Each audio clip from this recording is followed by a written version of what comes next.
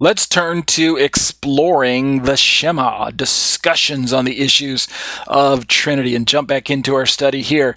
We've been charting our way through this quite lengthy study. It's almost been about it'll be 3 years this fall, I think, if I remember looking, that we've been going through this Shema study. Hopefully I'll finish it this fall. I didn't mean to drag it out this long, but it's quite a lengthy study. I'm trying to hit as many of the Trinity type discussions, topics that pop up as possible. But we're in paper 3 of 3, right? It's 3-part study there, pun there intended. And so as I scroll down to the links that you can see on my screen right now, we're in section number 4, and we're almost done. We're over halfway done. What is the Holy Spirit? The Filioque debate, Eastern Orthodoxy, those Latter-day Saints, and social Trinitarian thoughts. And so this is a section on that discussion. We're kind of moving away from the Filioque debate, who sends the Holy Spirit? Is it God the Father or is it God the Son?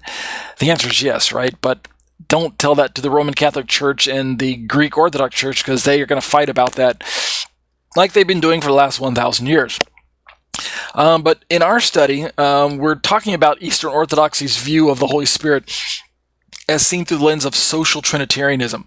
And so let's drop down into the study. Okay, let's pick up my commentary right here. So I say, I imagine that your average evangelical Christian believer may find him or herself naturally drawn to the social Trinitarian model. Now, social Trinitarianism, you're thinking, what is that, right? What is social Trinitarianism? Essentially, without getting too technical at this point in my commentary, there are different ways of taking the basic aspect of one God, 3 persons, and focusing on either the nature of God or the functions and roles that God plays among humans.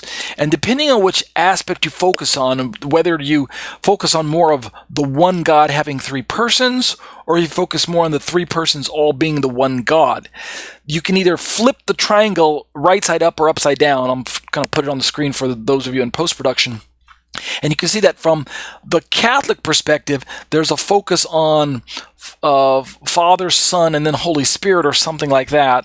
I'm sorry, on Father, and then Son, and then Holy Spirit. And then with the Greek Orthodox or the Eastern Orthodox model, it's flipped upside down. The focus starts with God the Father, and then the Son, and then the Holy Spirit, or something like that. So those are some of the differences between the different terminology that we might use when we're talking about Trinity: ontological Trinity, Latin Trinity, social Trinity.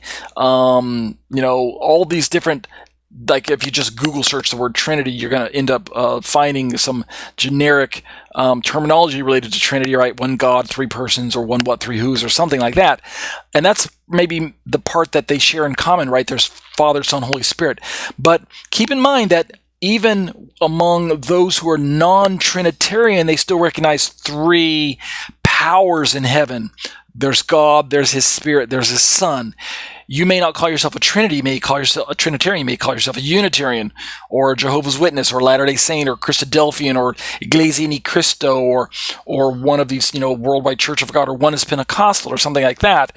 And so you're not following a Trinity model, but you have 3 powers, or 3 important figures in your theology. God, you have Father, Son, Holy Spirit. You may not call them all God, or something like that. So different terminology has to be brought in to kind of differentiate your perspective on Trinity versus the next person down the road, his perspective on Trinity. That's kind of what we're talking about. So